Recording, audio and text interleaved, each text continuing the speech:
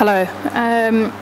Just briefly to introduce, I guess, where I fit in the world. In CSIRO, Sustainable Ecosystems, is the place in CSIRO where you'll find social scientists and economists in concentrations, in quite large numbers.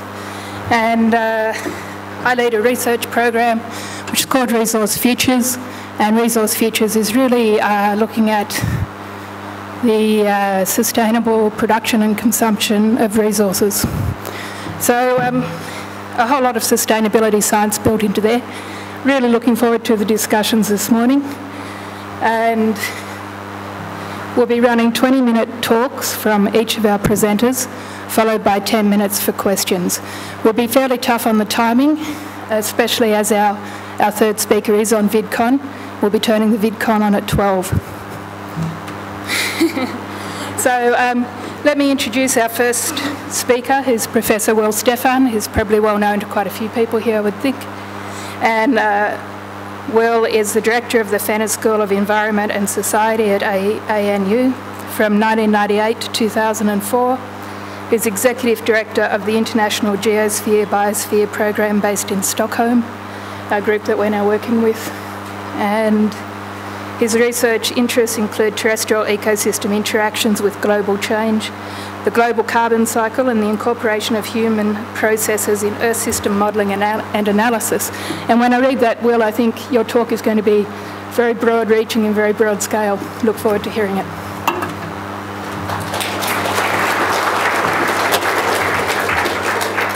Thanks very much, Melinda. Well, I think she previewed very well the scales I'm going to talk about. I will indeed focus on the interaction between humans and the environment, but I will do so at the global scale. So what you'll see are a lot of global aggregates which mask a lot of differences in populations and in environments. But nevertheless, the concept of the Earth as a system means that we should at some point look at the whole planet as a single system and our role as a single species within it, bearing in mind there are a lot of differences when you dig down beneath that. I want to be talking about something called the Anthropocene era, which is a term coined by Paul Crutzen a couple of years ago. Basically what that says is that humans, us, are now a geophysical force as big as many of the geophysical forces that influence the operation of the planet. So that's basically what I want to talk about over the next 19 minutes or so. Obviously we know that humans are affecting the planet. This is the best known example here, if I use my pointer. If you look at the temperature record over the past nearly 2,000 years, you see this spike at the end of it, and that's now with a high degree of confidence we can say that's due to human influence. But climate isn't the only thing that we've been changing for a long time. We look at the cryosphere. This is obviously a consequence of climate, but you can see, looking at the satellite records from 1979 to 2003, this is Arctic sea ice. It's diminishing at a fast rate.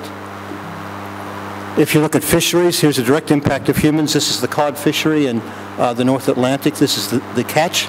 And around 1950, you see an enormous spike as we got into mechanized fishing, and then an absolute crash, little recovery, another crash, and the cod hasn't come back.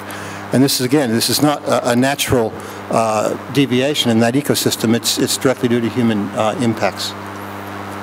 It's really the landscapes, of course, we've had the most influence on because we're terrestrial creatures. And about 30% of the planet is now so-called industrial or highly managed landscapes.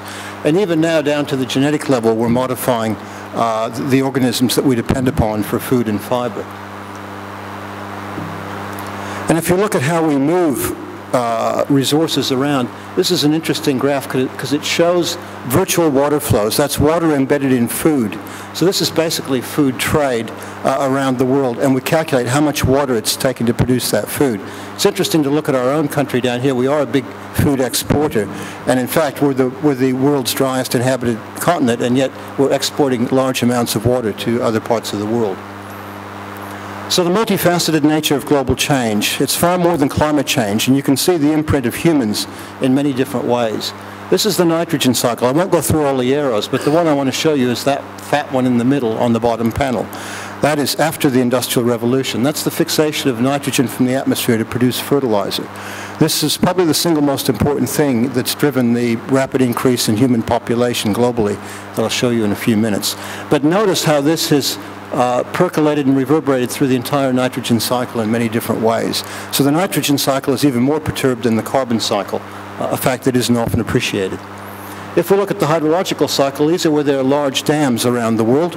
Almost every major river is now, its flow is constricted and controlled, and a lot of the water is removed for human resources. About 50% or so of the accessible fresh water is now co-opted for human uses. This is the amount of landscape that is now heavily used by humans, so-called domesticated landscapes. On each of these colored-in areas, 30% or more of that landscape is used for cropping. So you see the areas which are not used are areas that are either too dry, like the Sahara or most of our continent, or else too cold to support agriculture. And obviously the thing that's exercising everybody now is the climate issue, and we can start to see changes in the behavior of certain aspects of the climate system.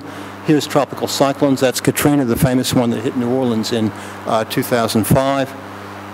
And then, of course, the one that everyone's talking about, global warming itself, in other words, the increase in global mean temperature.